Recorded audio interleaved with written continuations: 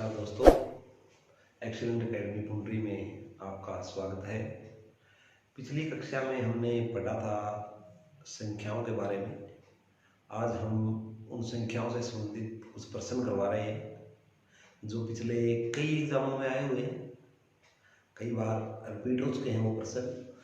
तो उनको ध्यान से समझें, देखें वो प्रश्न क्या है। संख्याओं से संबंधित सभी परिभाषाएं बेसिक इसका कल की कक्षा में हो चुका है, तो आज की कक्षा में हम इसके प्रश्न करेंगे। तो देखिए बच्चों, ये प्रश्न जो एग्जाम में पहले आ चुके हैं वो प्रश्न मैं आपको करवाता हूँ। एक बार किसी प्रकार के प्रश्न आते हैं। पहले एक बार एग्जाम में प्रश्न आया हुआ है जो अपने बेसिक मैथ में प्रश्न नंबर 1 है, निम्न में से कौन सी संख्या अप्रिमेय है। निम्न में से कौन सी संख्या अप्रिमेय है। मैंने आपको प्रमेय अप्रमेय के बारे में पिछली कक्षा में बताया था कल, तो उन्हीं से संबंधित है। अगर आपने कल की कक्षा अच्छे से देखी है, उसको पढ़ा है, दोबारा से अच्छे से रिवाइज किया है, तो आपको देखते ही पता चल जाएगा कि कौन सी में से अप्रमेय संख्या। मैंने कल बताया था कि जितने भी सिंबल हैं लगभग वो सभी क्या हैं, अप्रमेय। सभी सिंबल क्या होते हैं, अप्रमेय। तो पाई एक सिंबल है, तो इसका आंसर होगा ऑप्शन बी। ए पाई बटे 7 है। प्रमेय की शर्त होती है पी बटा क्यू। ये सारे पी बटा क्यू के रूप में है, ये भी पी बटा क्यू के रूप में है।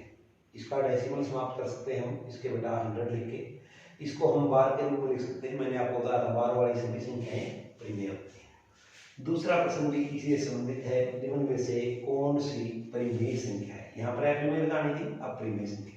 तो मैंने कल आपको बताया था जितनी पूर्ण वर्ग संख्याएं हैं, जितनी पूर्ण घन संख्याएं हैं, सभी क्या है, परिमेय। तो इनमें देखें वर्गमूल 3 पूर्ण वर्ग नहीं है, 2 + 1 परिमेय है, 1 अप्रिमेय है, तो ये भी पूर्ण वर्ग नहीं माना जाएगा। वर्गमूल 3 भी अप्रिमेय है, ये भी पूर्ण वर्ग भी नहीं है। तो उसके बाद देखें वर्गमूल 4, ये पूर्ण वर्ग संख्या है, इट मींस ये क्या है, परिमेय संख्या। तीसरा प्रश्न एग्जाम में आया हुआ है, काफी इंपॉर्टेंट प्रश्न है, कई तरीके से पूछा जाता है। देखें जो प्रश्न मैं आपको कराऊंगा उससे बाहर लगभग उस टाइप का कोई प्रश्न नहीं बचेगा। तो देखें, आप ध्यान से देखते रहें, साथ ही साथ नोट करते रहें कुछ बातें जो आपको लगे नोट करने योग्य हैं। देखिए 6 से विभक्त होने वाली 3 अंकों की कितनी संख्याएं हैं। 6 से विभक्त होने वाली, देखो 3 अंकों की जो संख्या है वो 100 से आरंभ होती है और कहां तक चलती हैं, 999 तक। अब देखें हम 100 से 999 तक की संख्याएं पहले लिखेंगे, उसके बाद उनको ये देखेंगे 6 से कौन सी संख्या डिवाइड होती है, कौन सी डिवाइड नहीं होती है।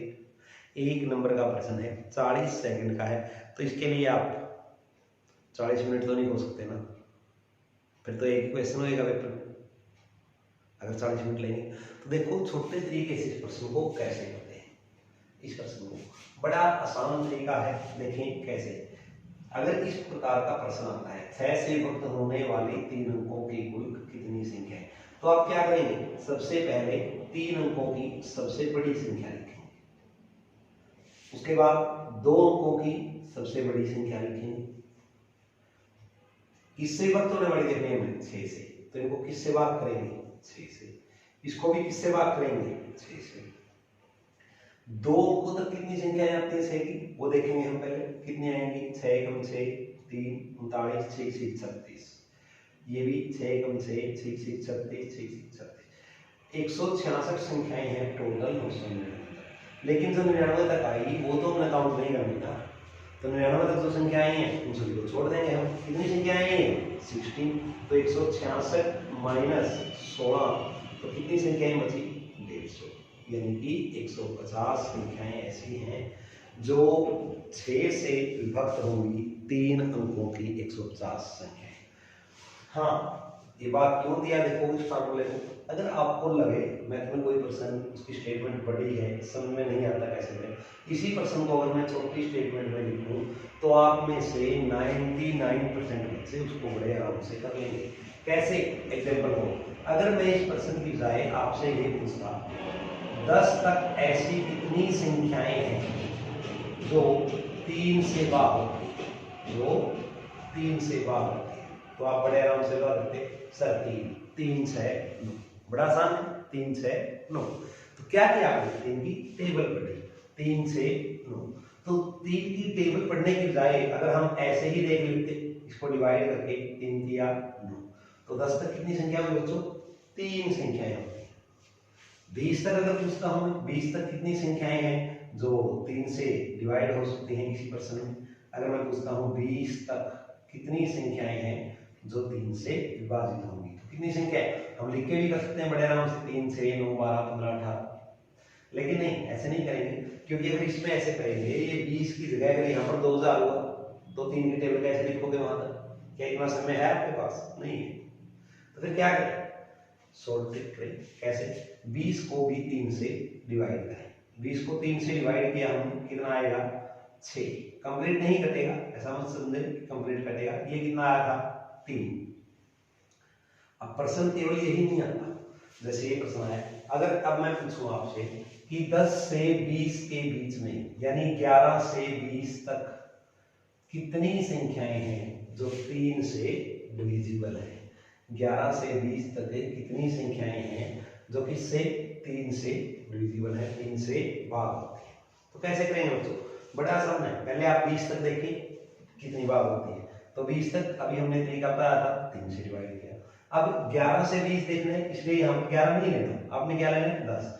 जो 10 तक संख्याएं आई 3 6 9, वो तो काउंट नहीं करनी ना। देखें कैसे, 3 6 9 12 15 18, मैंने कहा 20 तक वो संख्याएं जो 3 से भाग होते हैं। तो अगर हम 3 की टेबल लिख के देखें, अगर हम टोटल 20 तक कहते हैं तो ये 6 संख्याएं मिलती हैं, 10 तक कहते हैं तो यहाँ तक 3 संख्याएं मिलती हैं।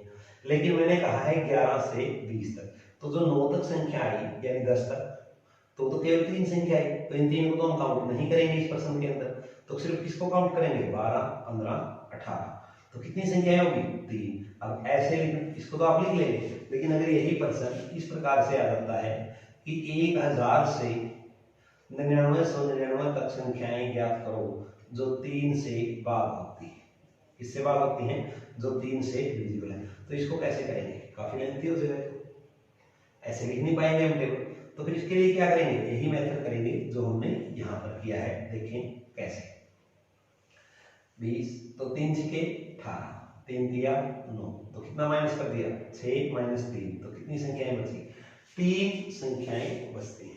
अब देखिए, अब प्रश्न ये था 6 से भाग होने वाली 3, जब आपको ये छोटा प्रश्न आएगा तो बड़ा भी जरूर होगा। लेकिन पता है क्या है, जब भी आपने लगाया मैथ में कोई क्वेश्चन बड़ा है, हम हल नहीं कर पा रहे, तो उस क्वेश्चन को थोड़ा छोटा कर लें, उसकी स्टेटमेंट को छोटा बना के करें, और फिर देखिए आप उसको कैसे सोल्व करते हैं। सेम वही तरीका बड़े क्वेश्चन के अंदर अपनाओ। अगर आप छोटा क्वेश्चन कर पाए तो बड़ा भी कर पाओगे, क्योंकि दोनों का मेथड तो सेम होगा, केवल स्टेटमेंट बदलेगी, स्टेटमेंट थोड़ी बड़ी हो जाएगी, उससे कोई फर्क नहीं पड़ने वाला, उससे कोई फर्क नहीं पड़ेगा, स्टेटमेंट छोटी हो या बड़ी हो। तो देखिए ये प्रश्न एक टाइप, दूसरे इसका दूसरा टाइप भी आता है कई बार इसी प्रकार के प्रश्न का, ये फर्स्ट टाइप था।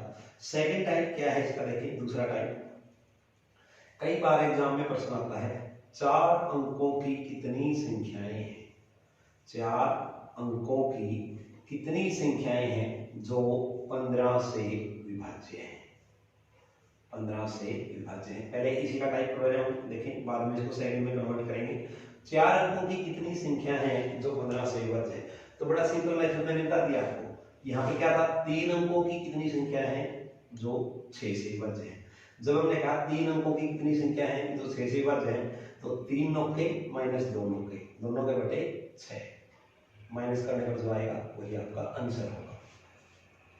4 अंकों की कितनी संख्या है जो 15 से विभाज्य है, तो क्या करेंगे आप, 4 नौके माइनस 3 नौके, और किससे डिवाइड करेंगे, 15 से।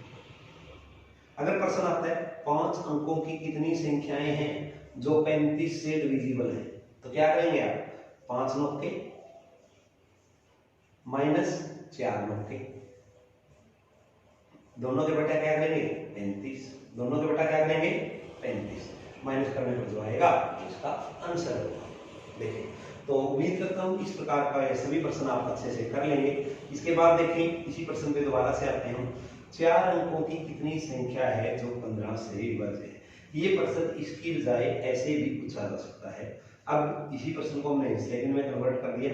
देखें क्या, 4 अंकों की ऐसी कितनी संख्याएं हैं जो 3 व 5 से विभाज्य है। 3 से भी भाग होती हैं और 5 से भी भाग होती हैं।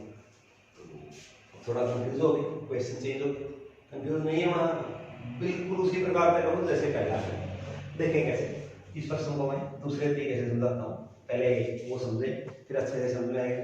देखो मैंने आपको कहा है मैथ के अंदर जो भी प्रश्न आपको लगे इसकी स्टेटमेंट बड़ी है तो उसको थोड़ा छोटा कर लो, उसके बाद बड़ी आसानी से समझ में आएगा। देखें, अगर आपसे प्रश्न पूछा जाए 20 तक ऐसी कितनी संख्याएं हैं जो 2 व 3 दोनों से विभाज्य है, जो 2 व 3 दोनों से विभाज्य है। 20 तक ऐसी कितनी संख्याएं हैं जो 2 व 3 दोनों से विभाज्य है। तो कैसे करेंगे बच्चों, देखिए मेथड का हम कैसे बढ़े, क्या करेंगे हम, तो हम क्या करेंगे, एक तरफ 2 की टेबल लिखेंगे, एक तरफ 3 की टेबल लिखेंगे। कहां तक लिखेंगे, 20 तक लिखेंगे। अगर हम 2 की टेबल लिखेंगे 2 4 6 8 10 12 14 16 18 20, ये है 20 तक 2 की टेबल। अब 3 से कौन सी संख्याएं भाग होती हैं, तो 3 की टेबल लिखेंगे हम। 3 6 9 12 15 18। अब देखो एक तरीका ये है, अगर हम तरीका ये करें इस तरीके से लिखोगे, ठीक है। ये प्रश्न आया एग्जाम में भी 2 व 3 से कितनी संख्याएं भाग होती है, तो आप बड़े आराम से कर लेंगे।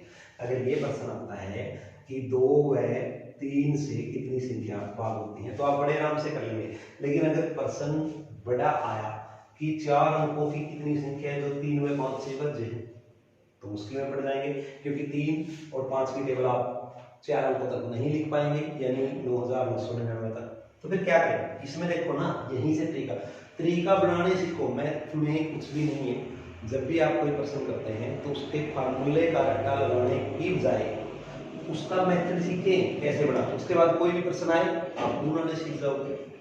तो देखिए कैसे, 20 तक कितनी संख्याएं हैं जो 2 व 3 दोनों से भाग होती है। तो अब देखो इनमें कॉमन संख्या क्या क्या है, 6 12 18। 3 अंक ऐसे हैं जो दोनों से विभाज्य है, क्या, 6 12 18। इन तीनों की एक विशेषता है, क्या, तीनों 6 की टेबल में आते हैं। तीनों किसकी टेबल में आते हैं, 6 की टेबल में ये तीनों अंक आते हैं। तो देखिए 6 से 2 व 3 का क्या संबंध है, 6 से 2 व 3 का क्या संबंध है, जी हाँ 6 2 व 3 का क्या है, ध्यान से देखो HCF क्या है, सॉरी LCM। 2 व 3 का क्या है, LCM कितना है, 6। 2 व 3 का LCM 6 है। तो इसका मतलब हम 2 व 3 की टेबल लिखने की बजाय 20 तक, 2 व 3 की टेबल लिखने की बजाय 20 तक हम 6 की टेबल लिख सकते थे। 6 गुण 6 6 दूनी 12 6 दिए 18। तो यहाँ तक कवर हो गया, 3 संख्याएं लिखनी पड़ी, सारी तो लिखनी पड़ी। तो जब यही प्रश्न अगर मैं 20 की जगह यहाँ पर 50 दे देता हूँ और मैं कहता हूँ 50 तक कितनी संख्याएं हैं बच्चों जो 4 व 6 दोनों से भाग होती है, 4 व 6 दोनों से भाग होती है। तो क्या तरीका बताया मैंने अभी आपको, पहले इन दोनों का क्या लेंगे, LCM। 4 व 6 का LCM क्या होगा, 12। निकालना आता है तो ठीक है, नहीं तो आगे चैप्टर आएगा, अगले चैप्टर में हम करेंगे, जब भी आएगा HCF LCM का चैप्टर तो उस समय सिखाएंगे। तो 4 व 6 का LCM क्या होता है, 12। पहली बात तो सभी को आता है LCM, दूसरी तीसरी क्लास का क्वेश्चन है, ऐसा नहीं है कि आपको नहीं आता। तो 12, तो 50 तक हम 12 की टेबल पढ़ेंगे। 12 1 12, 12 दूनी 24। देखिए 12 की टेबल पढ़ेंगे हम, 12 1 12, 12 दूनी 24, 12 दिया 36, 12 चौका 48। तो कितने अंक हो गए, 4। अब कितनी भी बड़ी संख्या है हमें कोई दिक्कत नहीं। अब अगर मैं कहता हूँ 500 तक कितनी संख्याएं हैं, 500 तक कितनी संख्याएं हैं जो 12 व 15 से भाग होती हैं, तो पहले क्या करेंगे हम 12 और 15 का एलसीएम लेंगे। 12 और 15 का एलसीएम क्या होगा, 60। क्या होगा, 60। तो इसको किससे डिवाइड कर देंगे आप, 60 से डिवाइड करेंगे तो संख्याएं ज्ञात होंगी। अब देखिए हम दोबारा उसी प्रश्न पर आते हैं। प्रश्न क्या था हमारा, 4 अंकों की कितनी संख्याएं हैं, 4 अंकों की कितनी संख्याएं हैं जो 3 व 5 से विभाज्य है। तो सबसे पहले हम क्या करेंगे, 3 व 5 का एलसीएम लेंगे। सबसे पहले हम क्या लेंगे, एलसीएम। एलसीएम कितना आएगा, 15। तो अब देखिए आप, 4 अंकों की कितनी संख्या 15 से विभाज्य है। तो 4 अंकों की संख्या कहां तक, जैसे ऊपर की हमने सेम इसी प्रकार से 4 नौके बटे 15 माइनस 3 नौके बटे 15, ये इस प्रकार से इसको काटेंगे। कंप्लीट तो नहीं कटेगा, खैर कोई बात नहीं। 666 माइनस 66, तो कितनी संख्याएं आई, 600। ये आपका आंसर होगा, 600 संख्याएं होंगी।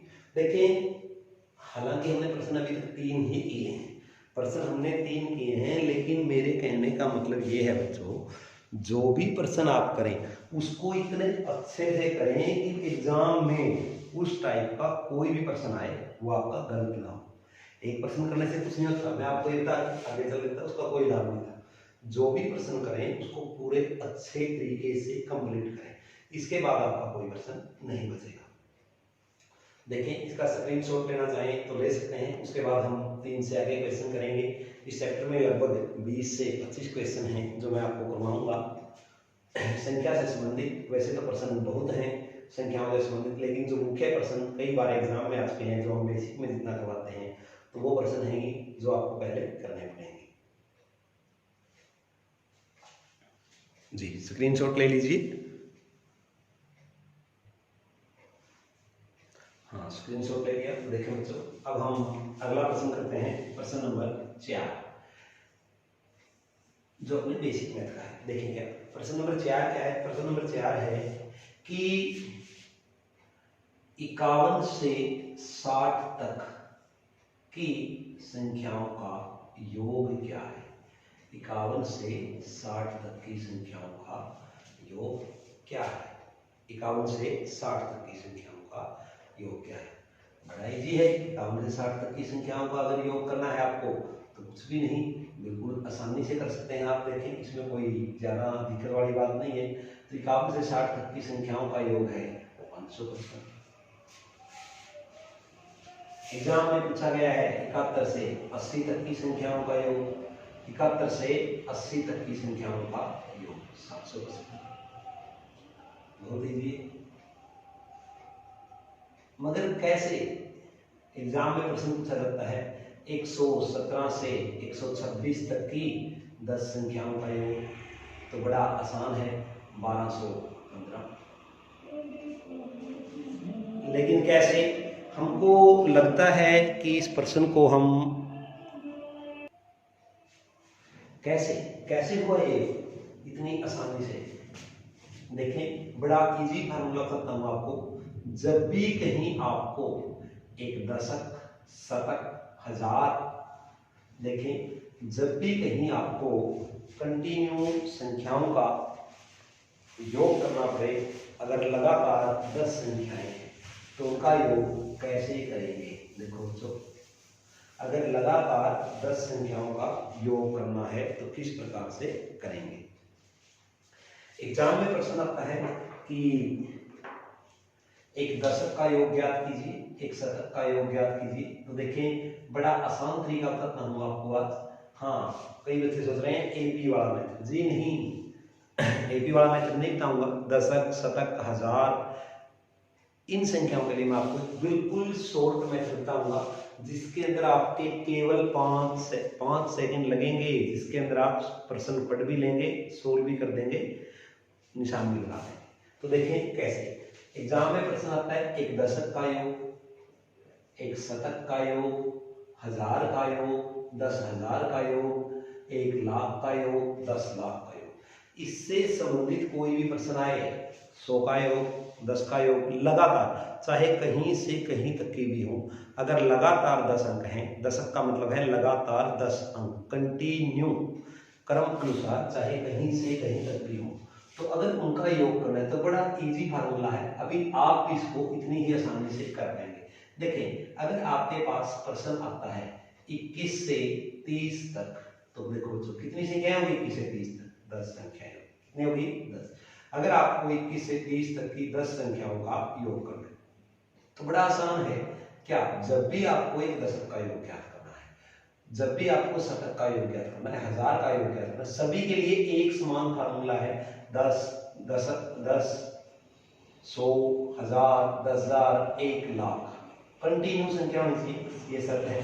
तो उनका योग करना बड़ा ही आसान है, मात्र 2 से 3 सेकंड में आप उसका योग कर पाएंगे। देखें कैसे, जब भी किसी दशक का जो कंटिन्यू है 21 से 30 तक 10 अंक है, इनका योग ज्ञात करना है, तो ध्यान रहे बच्चों, पीछे क्या लिखेंगे आप, 5, और पीछे वाली संख्या में से ही ये 5 माइनस कर देंगे, तो क्या बचा, 25। तो कितना योग आया, 255। कितना योग आया, 255। 61 से 70 तक की 10 संख्याओं का योग, तो पीछे क्या करें आपने, 5, पिछले अंक में से 5 माइनस किया, क्या है, 65। क्लियर। ये जरूरी नहीं कि संख्याएं 1 से शुरू हो और 0 पे खत्म हो। संख्याएं 70 से 86, 70 से 86 नहीं, कई बच्चे सोच रहे हैं सर 77 से 87, 77 से 87 11 संख्याएं होगी, 10 नहीं, 77 से 87 कितनी संख्याएं होगी, 11। 77 से 86 तक 10 संख्याएं हैं, तो पीछे क्या लिखेंगे, जैसा मैंने आपको बताया है, तो पीछे क्या लिखना है आपने, 5, बड़ा इजी है, 5, और पिछले अंक में से क्या माइनस करेंगे, 5, तो क्या हुआ, 815। अब देखें ये 77 से 87 11 है। कई बार एग्जामिनर ऐसा प्रश्न पूछ लेता है, ये मैंने इसीलिए लिखा है, और आपके दिमाग में एकदम से आता है 77 87, या फिर एग्जामिनर ऐसे प्रश्न पूछता है आपसे कि आप बहुत ज्यादा कंफ्यूज हो जाओ, एकदम से पूछ लेता है एग्जामिनर 60 से 70 तक की संख्याओं का योग, और आपके सामने ऑप्शन दिए होते हैं A, B, C, D। जो ऑप्शन दिए होते हैं वो आपको कंफ्यूज करने के लिए ही देता है एग्जामिनर, को जानबूझ के आपको ऑप्शन देता है 655, 755, 855 और नन। तो देखें, आप एकदम से देखते हैं, अंदाजा लगाते हैं कि 60 से 70 10 अंक हो गए, पीछे क्या आएगा, 5, पिछले अंक में से 5 माइनस करेंगे और एकदम से इसको निशान लगा देते हैं, जो बिल्कुल गलत होगा, क्योंकि 60 से 70 तक 10 नहीं 11 अंक हो चुके हैं। तो आंसर क्या आएगा, नन। आंसर क्या आएगा, नन। ये आंसर क्या है, गलत। तो ध्यान रहे, ऐसी गलती मत करना। हाँ, अगर ऐसा प्रश्न एग्जाम में आ जाता है तो देखें आप क्या करेंगे, 60 से 70 तक फार्मूला यही अपनाएंगे। अब 11 संख्याएं होगी, तो अगर हम इसको यहाँ पर ये कहें कि ये 61 से 70 तक की संख्याएं हैं, इनका योग करना है 61 से 70, तो 10 संख्या है, जाएगा यही होगा। तो फिर कौन सा अंक बच गया, 60। इस 60 को हम इसमें प्लस कर देंगे, तो थोड़ा सा एक्स्ट्रा टाइम लगेगा, पर इतना ज्यादा भी नहीं लगेगा कि आप कंफ्यूज हो। तो समझ में आया, तो इस प्रकार से करेंगे बच्चों, ये क्लियर। हाँ, इसी प्रकार से शतक, 1000, 10,000, 1,00,000 कहीं तक भी हो, कितनी भी बड़ी संख्या हो, आप इसी प्रकार से करेंगे। दशक, शतक, 1000। देखें मैं एक शतक का योग करता हूँ, 1 से 100 तक की संख्याओं का योग ज्ञात करना है। देखो, जब आपने 10 का योग ज्ञात किया तो पीछे क्या लिखा, 5, माइनस भी क्या किया, 5, पीछे क्या लिखा, 5, माइनस भी क्या किया पिछले अंक में से, 5। जब आप 100 संख्याओं का योग करेंगे तो पीछे क्या लिखेंगे, 50, और माइनस भी क्या करेंगे, 50, तो इट मींस 50। 100 में से 50 गए 50। 1171 से 1270 तक की संख्याओं का योग एग्जाम में आया हुआ था एक बार। तो देखें बच्चों कैसे, पीछे क्या लिखा आपने, 50। अब 1270 में से 50 माइनस करोगे तो क्या बचेगा, 1220। क्या बचेगा, 1220। इसी प्रकार अगर आपको 1000 संख्याओं का योग ज्ञात करना है तो पीछे क्या करेंगे, 500, और पिछले अंक में से क्या माइनस कर देंगे, 500। अगर आपको 1 से 1,00,000 तक की संख्याओं का योग ज्ञात करना है तो श्योर है पीछे क्या लिखेंगे आप, 50,000, और पिछले अंक में से क्या माइनस कर देंगे, 1,00,000 में से 50,000 माइनस करेंगे तो क्या बचेगा, 50,000 ही बचेगा। तो ये, तो देखिए बच्चों, एक दशक, एक शतक, 1000, 10,000, 1,00,000, 10,00,000, 100,00,000, 10 करोड़, 20 करोड़, 10 करोड़, 100 करोड़, इन सभी संख्याओं का अगर आप योग करना चाहते हैं तो इसी तरीके से कर सकते हैं।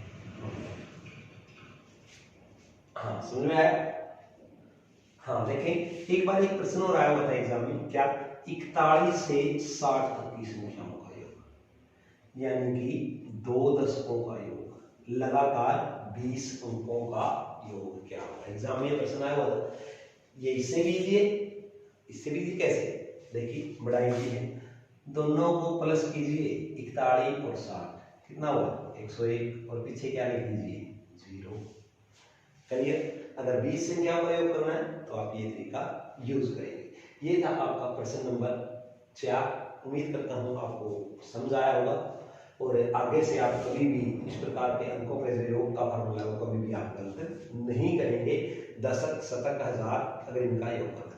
हाँ, एपी के अंदर वो प्रश्न है, उस तरीके से भी हम करेंगे प्रश्न जब आगे आएंगे। एपी का जब हम चैप्टर करेंगे अंकों के योग का, फिलहाल हमने यही किया। इसके बाद प्रश्न नंबर 5 है हमारा, देखें क्या। हाँ देखो बच्चों, टाइम जरूर लगता है प्रश्न सोल्व करने में।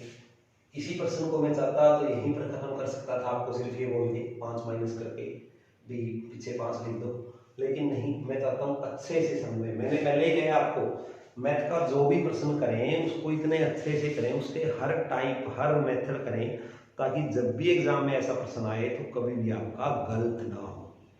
एक प्रश्न आप करते हैं तो उसका हर तरीका कीजिए, रकम चेंज करके, आगे पीछे करके, ऊपर नीचे, कम ज्यादा करके, जो भी है, तो सभी टाइप के क्वेश्चन हो जाने चाहिए उसके। नेक्स्ट, अब देखें दोस्तों, प्रश्न नंबर 5 इकाई का अंक से संबंधित प्रश्न है। प्रश्न नंबर 5, 7 की पावर 105 में इकाई का अंक क्या होगा। बहुत ही महत्वपूर्ण प्रश्न है, बहुत बार एग्जाम में आ चुका है। में इकाई का अंक क्या होगा। तो देखिए दोस्तों, 7 की पावर 105 में इकाई का अंक क्या होगा। बड़ा आसान है, देखिए कैसे।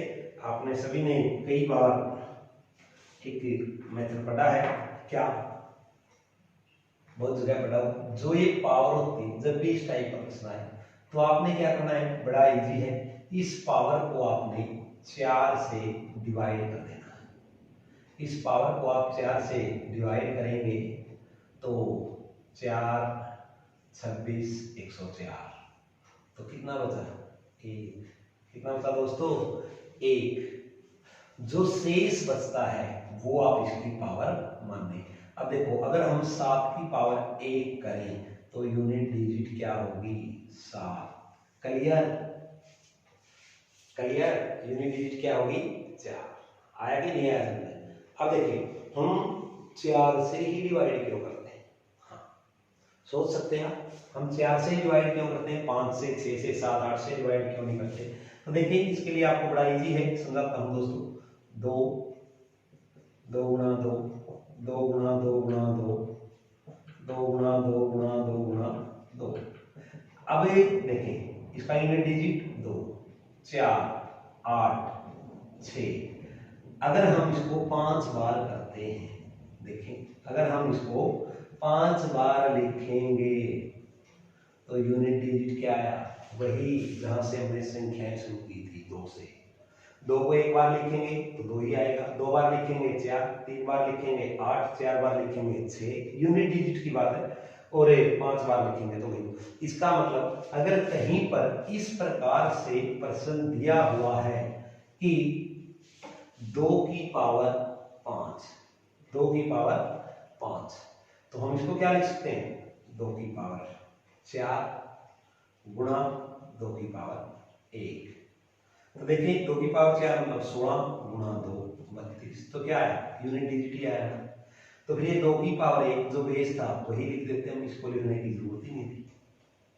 जब इसको लिखने की जरूरत ही नहीं है तो देखें, तो जब भी ये यानी कि 4 के रूप में या 4 का कोई भी गुणज पावर के रूप में लिखा जाए, 2 की पावर 9 है, इसको हम क्या लिखेंगे, 2 की पावर 9 है, इसको हम क्या लिख सकते हैं, 2 की पावर 8 गुणा 2 की पावर 1।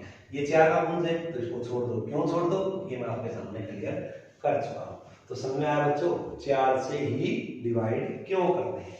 तो जब भी ऐसा प्रश्न आए, कोई भी प्रश्न आए, तो आप उसको 4 से ही डिवाइड करेंगे, 4 से अधिक से नहीं करेंगे, केवल 4 से ही डिवाइड करना है। तो समझ में आया कि 4 से डिवाइड क्यों करना है जब भी इस प्रकार का। ऐसे प्रश्न कई बार एग्जाम में पूछे गए हैं, थोड़े बड़े रूप में भी पूछ लिए जाते हैं। जैसे एक बार प्रश्न आया हुआ था कि 104 की पावर 105 गुणा 112 की पावर 107 में इकाई का अंक क्या होगा, में इकाई का अंक क्या होगा। तो देखिए इस क्वेश्चन को भी कैसे सोल्व करेंगे हम। 104 मैंने क्या था, पावर को कितने से डिवाइड करना है, 4 से। 4 से डिवाइड करेंगे, 4 दूनी 8, तो देखें 4 दूनी 8, 2 4 का 24, कितना रिमाइंडर बचा, 1 शेष बचा। तो इसे 104 की पावर 1 मान लें, मल्टीप्लाई 112 है, 112 की पावर 107 है, इसको 4 से डिवाइड करेंगे, 4 दूनी 8, 2 4 का 24, कितना शेष बचा, 3। अब चूंकि हमें इकाई का अंक ज्ञात करना है तो हमें पूरा लिखने की जरूरत नहीं है, हम इसे केवल 4 की पावर 1 और 2 की पावर 3 लिख सकते हैं। 4 की पावर 1 करेंगे तो क्या आएगा 4, 2 की पावर 3 करेंगे तो क्या आएगा 8, 4 8 32। तो यूनिट डिजिट क्या हुआ 2। कई सोचते हैं सर हमने पूरी गुणा क्यों नहीं की। जब हमें इकाई का अंक है, देखो बच्चों मैंने एक बात लिखी 103 प्लस 104 और मैं कहता हूँ इकाई का अंक ज्ञात करें, तो हमें सिर्फ लास्ट अंकों का योग करना है या आगे का भी योग करो, सिर्फ लास्ट अंकों का करोगे ना बस, तो यही बात करना। जब हमें इकाई का अंक ज्ञात करना है, अगर इसी प्रकार से हम मल्टीप्लाई करते हैं, आपको कहा जाए 97 मल्टीप्लाई 92 यूनिट डिजिट बताइए, तो 2 से 14, यहाँ पर 4 आया, आगे कुछ भी आएगा हमें मतलब नहीं है, यहाँ पर तो कुछ भी नहीं आएगा, 0 आएगा। तो फिर यहाँ पर 9 से, फिर 9 से करेंगे तो वो यहाँ आएगा, तो ये तो यूनिट डिजिट नहीं रहना, यूनिट डिजिट तो यही है 4, तो फिर क्या जरूरत है आगे करने की, हम केवल यूनिट डिजिट की ही मल्टीप्लाई करेंगे। तो इसलिए मैंने केवल यूनिट डिजिट की पावर के रूप में इसको लिखा। अब देखिए ये था आपका इस प्रकार का प्रश्न, लेकिन कई बार इसमें भी इतना आसान प्रश्न आ जाता है कि आपको सिर्फ करने में, इस प्रकार के प्रश्न को करने में कुछ भी समय नहीं लगता, मात्र आप रकम देखते ही उस प्रश्न को हल कर देते हैं। कैसे, देखो आप पे कई बार प्रश्न आता है 116 की पावर 17 4 3 5 2 7 8, इतनी बड़ी पावर है तो क्या करेंगे इसको, क्या करें इसको 4 से डिवाइड करें, जी नहीं, हम इसको 4 से डिवाइड नहीं करेंगे, इसका यूनिट डिजिट हमको डायरेक्ट पता है, क्या है 6। कैसे, देखिए बच्चों 0 1 5 6, नो चेंज, नो चेंज। यदि किसी संख्या का यूनिट डिजिट 0 1 5 6 हो, उसकी पावर चाहे कुछ भी दी हो कोई फर्क नहीं पड़ता, उसकी पावर चाहे कुछ भी दी हो कोई फर्क नहीं पड़ेगा इकाई के अंक पर, किस पर नहीं पड़ेगा, कोई इकाई के अंक पर, क्योंकि 0 1 5 6, 0 को आप चाहे कितनी बार भी लिखो, 0 गुणा 0 तो क्या आएगा 0, 1 गुणा 1 जितनी बार चाहे आप लिखो क्या आएगा 1, 5 गुणा 5 आप जितनी बार लिखें 25 125 625 31 25, इस प्रकार लास्ट में 5 ही आता रहेगा। 6 गुणा 6 आप कितनी बार भी लिखें, 6 36 216 1296, ऐसे ही चलते रहो, आप कितनी बार भी चलो यूनिट डिजिट 6 ही रहेगा। तो ध्यान रहे 0 1 5 6 नो चेंज। यदि इस प्रकार का प्रश्न आए तो आप क्या लिखेंगे, नो चेंज, इसके अंदर कोई भी चेंज नहीं हो सकता।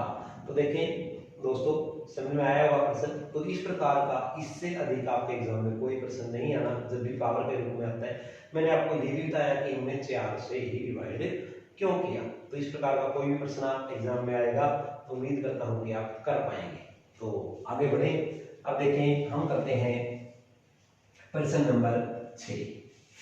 प्रश्न नंबर 6 क्या है हमारे मैथ में, देखें जो एक्सीलेंट एकेडमी का बेसिक मैथ है उसके अंदर प्रश्न नंबर 6 है, 5 अंकों की छोटी से छोटी संख्या जो 476 से पूर्णतः विभाजित हो जाती है। देखें प्रश्न क्या है, 5 अंकों की 5 अंकों की छोटी से छोटी संख्या, छोटी से छोटी संख्या जो 476 से पूर्णतः विभाजित हो जाती है, पूर्णतः विभाजित हो जाती है। तो देखिए दोस्तों, 5 अंकों की छोटी से छोटी संख्या जो 476 से पूर्णतः विभाजित हो जाती है। ये प्रश्न इससे बड़ा भी आ सकता है एग्जाम में। 8 अंकों की छोटी से छोटी संख्या जो 1576 से भाग हो जाती है, 1552 से भाग हो जाती है, काफी बड़े रूप में पूछ लेते हैं। तो इस प्रश्न को कैसे करेंगे? हाँ, ये प्रश्न आप सभी को आते हैं। मैथ के अंदर लगभग प्रश्न ऐसे हैं जो आपको आते हैं, लेकिन कब आते हैं? जब उनको छोटे रूप में कराया जाए। अगर मैं स्टेटमेंट को छोटे रूप में बोलूँ ना, तो आप सारे के सारे हल कर दोगे। 2 सेकंड भी तो नहीं लगाने के, कंप्यूटर से भी तेज दिमाग है आपका इसके मामले में। देखें कैसे। इसी प्रश्न को मैं छोटे रूप में लिखता हूं, तो आप देखें कितना इजी और कितना स्पीडली करते हैं। अगर मैं इसकी बजाय यहाँ पर 5 अंक है, अगर मैं 5 की बजाय यहाँ पर शब्द लिख देता हूँ 2 अंकों की छोटी से छोटी संख्या जो 476 की बजाय मैंने लिखा 3 से पूर्णतः भाग हो जाती है। 2 अंकों की सबसे छोटी संख्या जो 3 से पूर्णतः भाग हो जाती है। 2 अंकों की सबसे छोटी संख्या क्या है? 10। तो नहीं हुई। 11 नहीं हुई, तो क्या हुई? 12। कितना टाइम लगा? कुछ भी तो नहीं लगा। और ये तो मैंने लिखा है, आपने तो 3 की टेबल पढ़ दी होगी इतनी देर में। 3 एकम 3, 3 दूनी 6, 3 तिया 9, 3 चौके 12, और आप हल भी कर चुके होंगे। तो देखें, जब आपने ये प्रश्न कर दिया, अगर मैं इससे दूसरा प्रश्न बोलूं, 3 अंकों की छोटी से छोटी संख्या जो 15 से भाग होती है, तो आप क्या करेंगे? 15 की टेबल पढ़ेंगे, बड़ा इजी है। 15 से 105, 15 से 90, 90 2 अंकों की है, 15 से 105। यहाँ पर संख्या क्या है आपकी? 12। यहाँ पर क्या है? 105। अब देखो, ऊपर भी तो यही प्रश्न है ना, नीचे भी यही प्रश्न लिखा है मैंने, ऊपर भी यही प्रश्न। मैंने आपको पहले ही कही थी ये बात कक्षा शुरू करने से पहले, कि कोई भी क्वेश्चन अगर उसकी स्टेटमेंट आप छोटी कर लोगे, लगभग क्वेश्चन 60 से 70% क्वेश्चन में ऐसा होता है, अगर आप उसकी स्टेटमेंट को छोटा पढ़ के करोगे या अपने आम भाषा में यूज करके, जैसे आपसे आपके मम्मी डैडी, दादा दादी, पड़ोसी कई बार कोई प्रश्न पूछ लेते हैं, उस तरीके से अगर करेंगे तो इसको आप बड़े आराम से कर पाएंगे।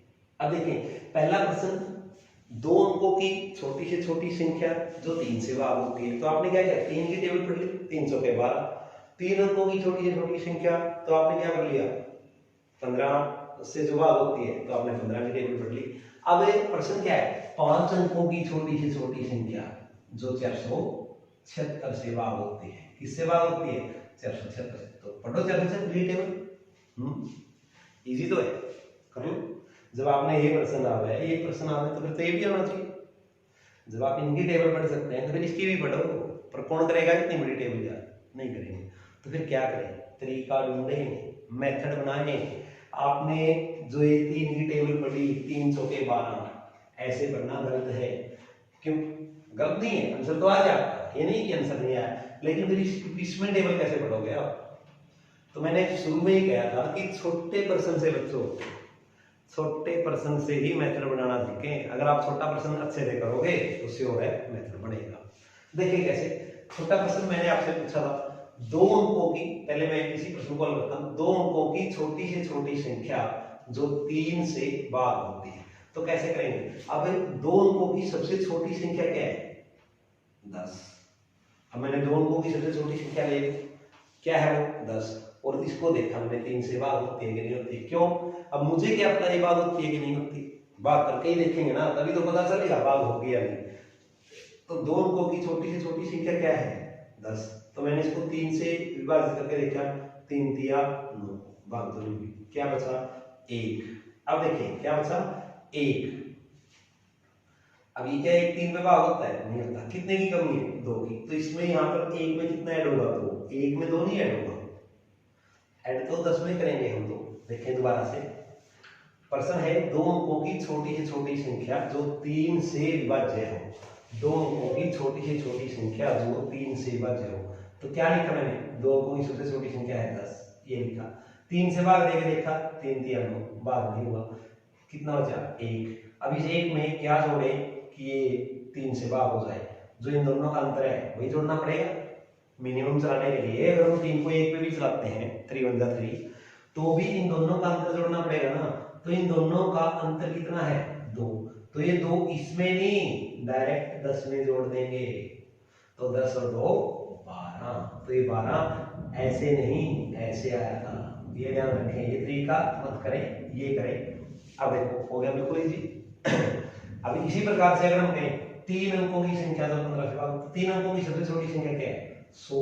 इसको देखो बच्चों क्या है 15 से भाग होती है, 15 से 90 नहीं होती। आपका हालांकि 105 आ चुके हैं, 15 की टेबल पढ़ गए, पर 15 की टेबल पढ़ तो पढ़ ली, 476 की पढ़िए, कैसे पढ़ोगे? तो क्या करेंगे आप इस तरीके से करेंगे। और यहाँ पर कितना बचा 10। अब इसमें देखो कितने की कमी है, कितने की 5 की। अगर इसमें हम 5 जोड़, इसमें नहीं जुड़ेगा 5, किसमें जुड़ेगा इसमें, 5 की कमी रही है तो इसमें 5 जोड़ दो, ये भाग हो जाएगा।